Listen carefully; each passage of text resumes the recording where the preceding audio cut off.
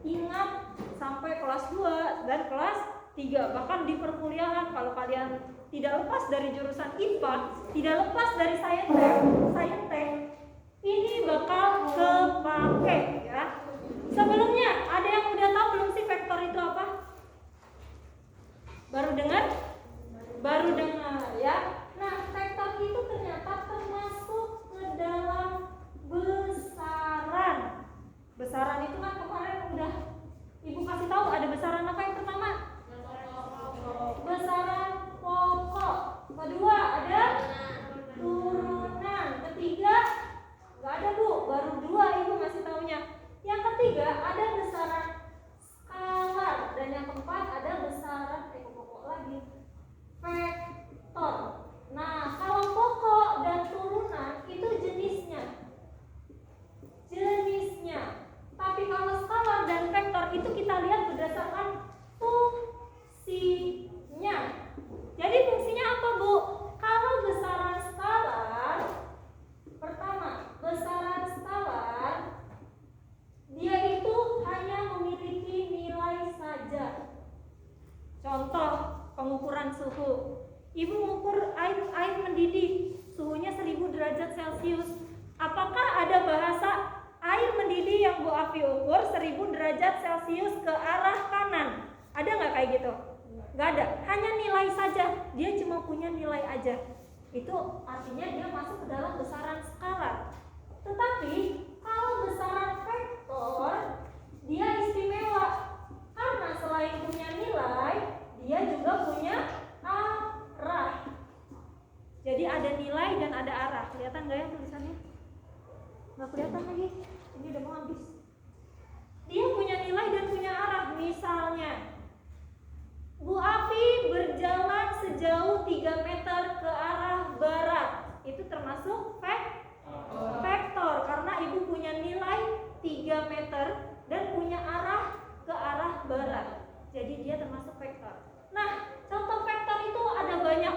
Ada kelajuan, mobil yang melaju sebesar 5 meter per sekon ke arah timur. Itu dia termasuk ke dalam vektor. Percepatan juga vektor. Gaya juga termasuk vektor dan lain sebagainya. Arus juga termasuk ke dalam vektor. Arus itu kan mengalir. Arus mengalir ke sebelah ke kanan, bisa arus mengalir ke kanan dengan besar 5 ampere. Nah, itu termasuk vektor juga. Jadi bisa bedain ya yang mana skalar, yang mana vektor. Bisa ya? Oke. Itu adalah pengertian dari vektor. Nah, untuk penulisannya, pertama, penulisan vektor. Kalau di buku paket kalian itu bisa lihat vektor itu biasanya dicetak menggunakan huruf miring atau tebal. Tapi kalau kita nulisnya manual, kalau tulis manual itu kita tambahkan panah di atas. Contoh nih, Ibu bikin vektor A. Ini vektor A. Jadi A itu nanti nilainya berapa? Misalnya 2 cm misal. Nah, ketika Ibu tulis vektor A itu adalah A tanda panah di atas sama dengan 2 cm. Gitu ya. Paham? Jadi harus ada tanda panah di atas. Kemudian ini kan vektor A. A-nya positif apa negatif? Positif. Tapi Ibu di sini aduh suaranya berdesak nih. Tapi Ibu langsung digede-gedein suaranya. Tapi Ibu mintanya itu adalah vektor minus A. Nah, ini adanya positif, Ibu mintanya negatif. Jadi, Ibu harus kasih tahu bahwa pada vektor itu nilainya selalu positif atau mutlak. Jadi dia itu nggak ada nilai minus. Nah, tanda minus yang kalian temukan itu menunjukkan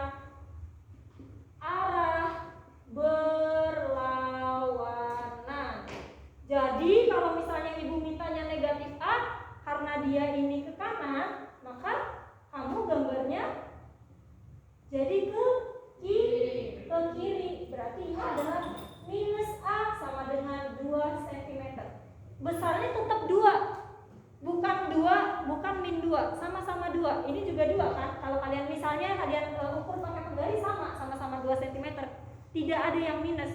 Minus itu berarti dia nunjukin ke kiri. Kalau yang ini ke kanan. Jadi itulah vektor ya.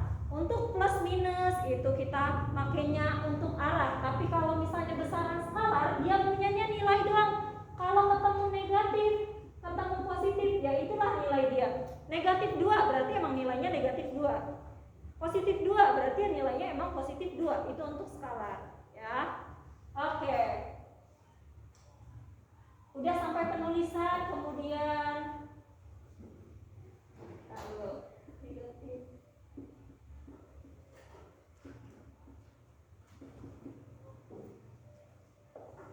Oke, nah sekarang kita masuk ke gambar vektor. Sambil ibu nyatet sedikit-sedikit, kalian cicil catatannya. Yang pertama,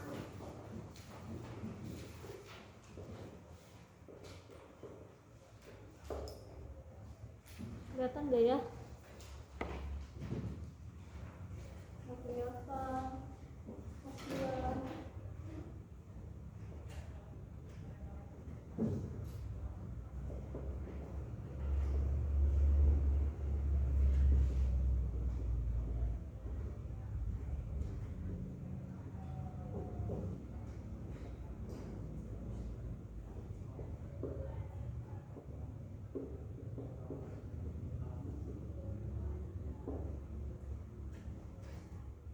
Minta waktunya lagi, nanti nyatetnya dilanjut lagi. Nah sekarang kita masuk ke gambar vektor. Gambar vektor itu ada 3. Yang pertama segitiga, kedua jajaran genjang, dan yang terakhir poligon.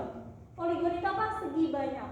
Nah untuk metode segitiga dan jajaran genjang itu biasanya kalau dia ada 2 vektor. Tapi kalau untuk poligon biasanya dia itu lebih dari 2 vektor. Kita langsung ke nomor 1. Ibu udah punya 3 vektor. Ada vektor A, B, dan C dengan arah yang berbeda. Kemudian nomor 1, metode segitiga. Ada syaratnya. Syaratnya adalah harus ekor ketemu kepala. Harus ekor kepala. Contohnya gimana, Bu? Oke, sekarang ibu mintanya gini. Nomor 1, A. Ibu minta vektor A ditambah vektor B. Gambarnya gimana? A ditambah B.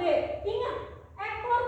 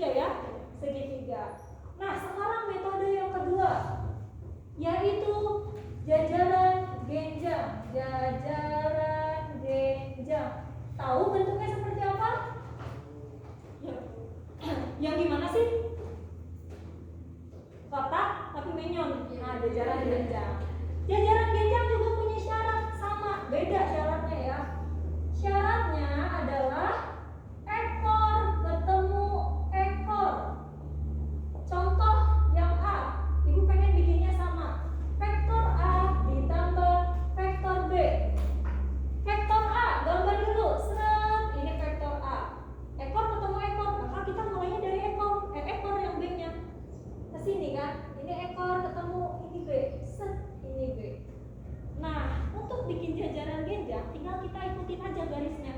Ini garis atas, ikutin yang bawah. Garis kanan, ikutin yang kiri. Tak tak tak tak tak. Udah jajaran genjang? Udah. Vektornya kita tarik ekor. Ingat, ekor ketemu ekor. Seret. Nah, ini berarti vektor A ditambah vektor B. Jika nilainya sama, ini kan sama nih nilainya ya, satu vektor yang 1 sama 2. Sekarang kalau kalian perhatikan, metode segitiga A plus B dengan metode jajaran genjang A plus B itu hasilnya pasti sama. Jadi mau pakai metodenya metode segitiga ataupun jajaran genjang, hasilnya sama, hanya beda metode saja. Sekarang mau bikin yang isengnya itu tadi vektor A minus vektor C misal. Nah, A-nya positif, tinggal kamu gambar langsung seret, ini A. C-nya negatif, karena dia positifnya ke bawah, maka negatifnya ke atas. Ketemunya ekor, set. Nah, ini adalah C. Kita tarik, kita bikin proyeksiin karena ini jajaran genjang. Oke, vektornya ditarik juga dari ekor, set. Nah, maka ini adalah A minus C. Gitu. Paham ya? Paham. Gampang atau susah? Gampang banget. Ya kan? Gampang banget. Yang ketiga, metode poligon. Poligon atau segi banyak. Segi banyak itu kalau vektornya lebih dari 2. Berarti ibu minta vektor A ditambah vektor B ditambah vektor C.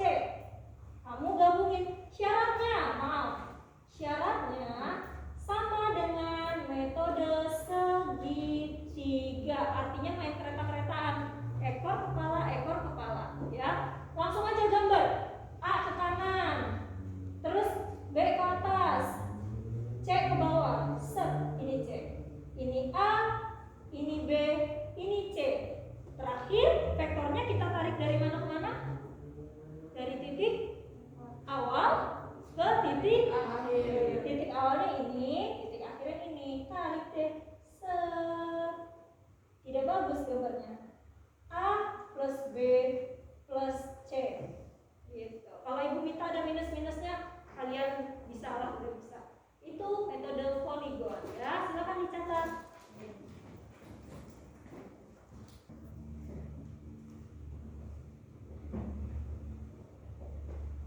Oke, barusan kan kita udah ke gambar vektor. Nah, kemudian ini baru gambar aja. Tadi di sini ada katanya A min C, A plus B. Nah, sekarang jika A dan B memiliki angka, misal A-nya 5, B-nya 3 misalnya. Apakah kemudian A plus B di sini adalah sama dengan 5 plus 3? Jawabannya adalah tidak. Nah, jadi tidak semudah itu Ferguson, ya. Ini nggak langsung ditambah-tambahin aja, tapi kita harus tahu metode perhitungannya. Di sini ada 3 syarat. 5 ditambah 3 hanya berlaku jika kedua vektornya sejajar. Contoh nih, 5, A kan 5. Ternyata B-nya itu sejajar. Ini B.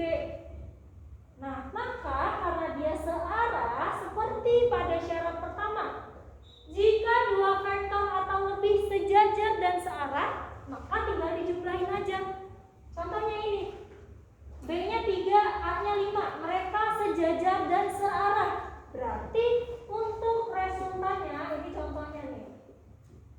Berarti untuk resultannya, kamu tinggal tambahkan saja.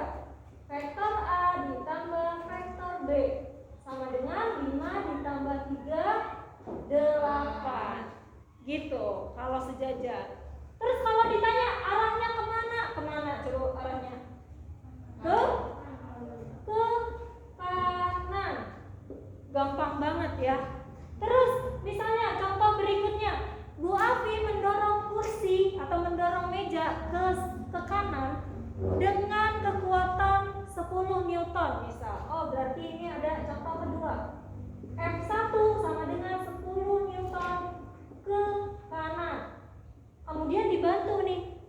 Ida.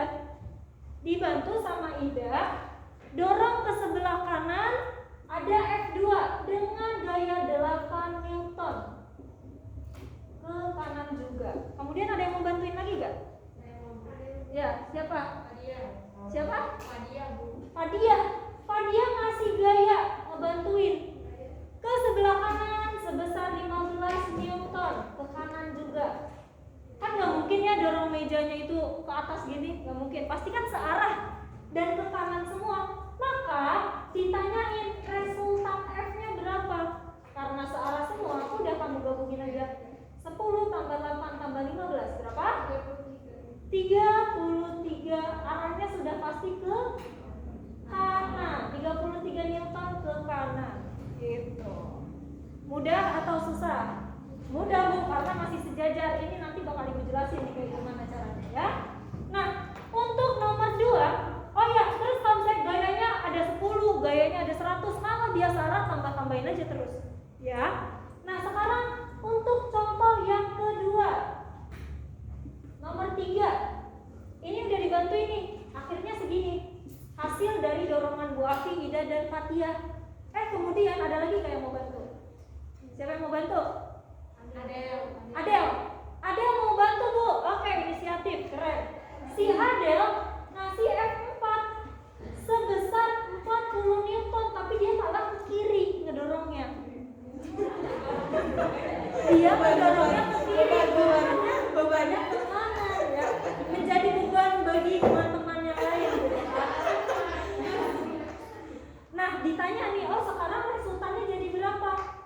Oh, berarti kan dia beda arah. Tadi itu ke kanan, sekarang ke kiri. Berarti dia apa ini resultannya? Berarti F dikurang F4. Dikurang F4. Maka 33 dikurang 40 berapa? Minus 7. Karena dia mutlak, hasilnya bukan minus. Minus itu berarti apa? Berarti arahnya ke kiri. Berarti dia itu Bu, nilainya 7 Newton ke kiri. Paham ya? Berarti jadinya gagal apa sukses ngedorong mejanya? Digagalkan oleh Adel. Harusnya kalau ngedorong ke kanan semua gitu, kalau mau niat bantu mah ya. Kalau ini namanya ngerjain ya. Susah atau gampang? Gampang ya. Terus kemudian tiba-tiba ada yang mau bantuin lagi, dorong ke kanan sebesar berapa? Berarti kamu tambahin lagi karena dia ke kanan. Terus ada lagi yang ngedorong ke kiri. Pokoknya mah dorong-dorongan. Tinggal plus minusnya kamu tentuin dari syarat ini ya. Paham ya? Terus kemudian ada penugasan. Penugasannya itu di kelas sebelah, nanti kalian minta aja ya.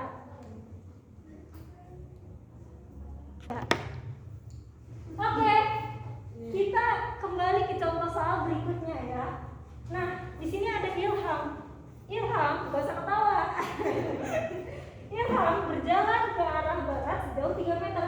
Berarti kalau Ibu gambar ke kanan, ini vektor A misalnya. Vektor A-nya sama dengan 3 meter. Kemudian dia jalan ke utara, berarti ke atas. Ke atas vektor B, misalnya B sama dengan 4 meter. Yang ditanyakan berapakah resultan perjalanan yang ditempuh oleh Ilham. Nah, ini ada 2 vektor. Kalau kamu mau gambar vektor ya, terserah mau pakai metode apa aja. Mau segitiga atau jajaran genjang?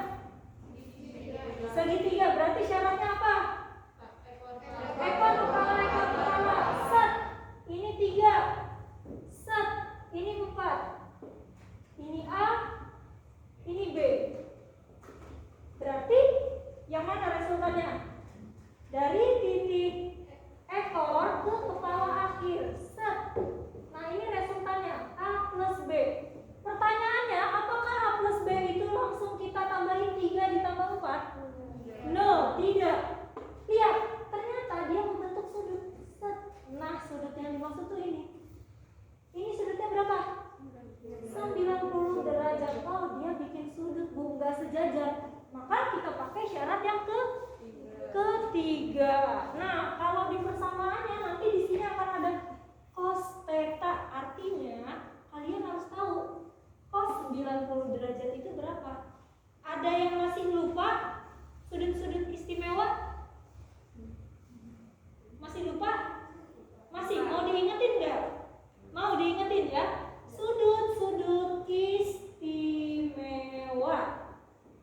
Nah, jadi sudut-sudut istimewa itu yang pertama ada sin.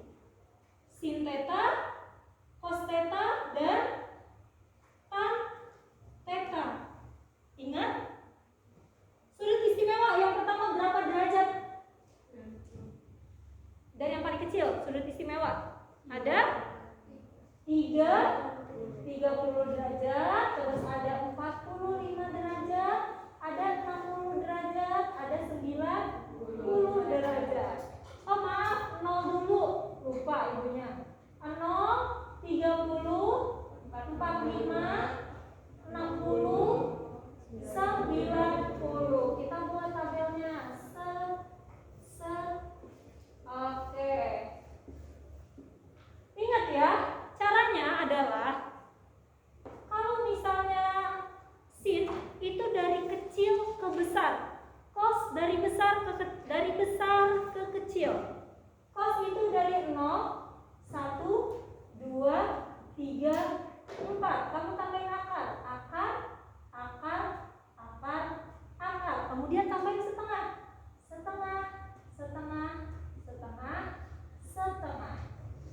Setengah akar 1. Setengah akar 1 itu setengah aja. Ini biar gampang kalian ngapalinnya. Ini setengah akar 2, setengah akar 3, setengah akar 4. Akar 4 itu berapa? 2. Berarti ini kan setengah dikali 2. Setengah dikali 2 berapa? Ini kali ini bagi ini berapa? 1. Berarti ini adalah 1. Sama dengan 1. 90 derajat itu adalah 1. Ibu tulis begini tadi biar kalian gampang hafalinnya ya. Next, cos dari besar ke kecil. Berarti kamu bikin dari akar 4, akar 3, akar 2, akar 1, 0. Tambahin setengah. Setengah. Tadi kalau setengah akar 4 berapa? 1. Maka ini 1. 1 setengah akar 3, setengah akar 2, ini setengah, dan ini 0. Gitu ya hafalinnya ya. Dan yang terakhir, ini 0. Tan itu dari mana? Tan itu adalah sin dibagi cos. 0 dibagi 1 sama dengan 0. Setengah dibagi sepertiga, itu kalau misalnya kita kerjain, hasilnya adalah sepertiga akar 3. Nah, kalau ini dibagi berapa? Setengah akar 2 bagi setengah akar 2 berapa? 1. Ingat aja, ini akar 3-nya di bawah, maka ini sepertiga akar 3. Yang ini akar 3-nya di atas, maka ini akar 3 aja.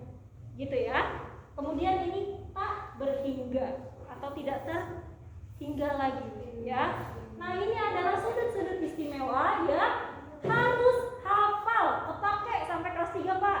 Ya, sudut-sudut istimewanya.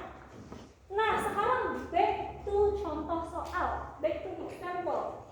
Oke, kita pakai rumus yang ini. A-nya udah tahu, B-nya udah tahu, nilai cos theta-nya juga kita udah tahu ya. Masukin dulu deh rumusnya. Maka R sama dengan A pangkat 2 ditambah B pangkat 2 ditambah 2AB cos theta. Oke, masukin angkanya, yuk. A-nya berapa?